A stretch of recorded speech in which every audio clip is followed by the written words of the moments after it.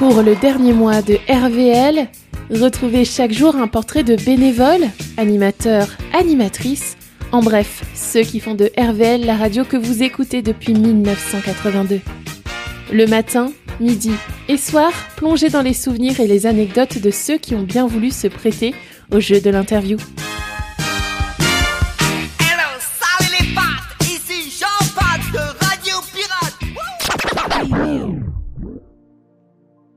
Je suis Clémence Mouzarine, je suis chroniqueuse à RVL depuis février 2024. Alors, je participe dans 2 émissions, j'ai ma propre chronique qui sont les nouveautés littéraires de la semaine et je participe également à la chronique football, la chronique des ciels et marines avec Adam. J'ai voulu faire ces 2 chroniques-là parce que ce sont 2 sujets qui me passionnent énormément et je cherchais aussi le contact et l'interaction avec d'autres animateurs et évidemment les auditeurs. Alors pour la chronique des ciels et marines, c'est simple, il faut d'abord regarder le match, ce qui me paraît le plus évident.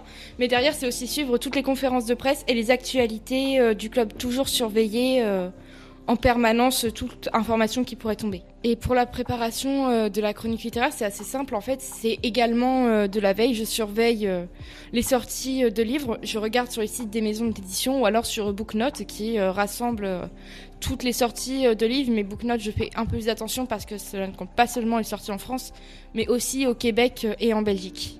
Donc généralement c'est une veille permanente auprès des éditeurs. Ce que j'aime le plus dans ces émissions-là, c'est le fait de savoir que j'ai de l'interaction avec autrui, notamment avec des auditeurs ou même avec les autres chroniqueurs, puisque je bénéficie avant tout de l'interaction dans mes chroniques, que ce soit mes chroniques littéraires ou lorsque je suis en direct, je fais intervenir l'animateur à l'antenne, ainsi que la chronique des ciels et marines qui est ni plus ni moins qu'une discussion. Alors j'ai connu RVL en 2021. Lorsque je cherchais un stage de seconde, c'était la première fois que je me rendais ici, puisque avant de commencer à être chroniqueuse, j'avais déjà fait un stage ici en 2021. Et j'ai trouvé cette radio en me promenant sur Facebook. J'étais très curieuse au début et après ça a fini par me révéler une véritable vocation pour la radio. Ma première impression, c'est que ça me faisait penser à l'appartement d'une personne âgée, je vais être très honnête. Mais au final, j'ai adoré l'ambiance, ça donne un aspect un petit peu ancien et à la fois nouveau avec la jeunesse des personnes dans ce studio.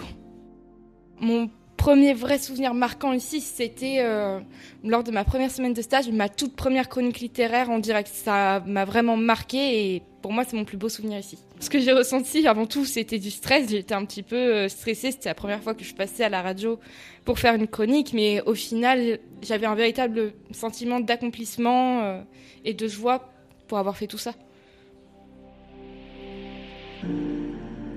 RVL, c'est plus de 40 ans d'histoire et c'est la radio qui m'a fait découvrir ma vocation. Donc forcément, j'ai eu un pincement au cœur lorsque j'ai appris pour la fermeture. RVL, pour moi, ce que ça représente vraiment, c'est une famille, ma première famille au sein de la radio. J'ai adoré chaque moment et pour moi, ça représente vraiment quelque chose d'incroyable.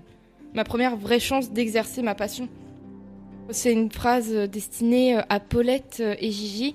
Merci pour vos longues années de travail, de service au sein de RVL. Tout le monde vous en est extrêmement reconnaissant et ce n'est pas tout le monde qui pourrait faire ça. Donc, vraiment, 1000 merci. Et pour ce qui est des auditeurs, je suis bien triste de vous quitter, mais j'espère vous retrouver très vite lorsque je serai devenue animatrice professionnelle.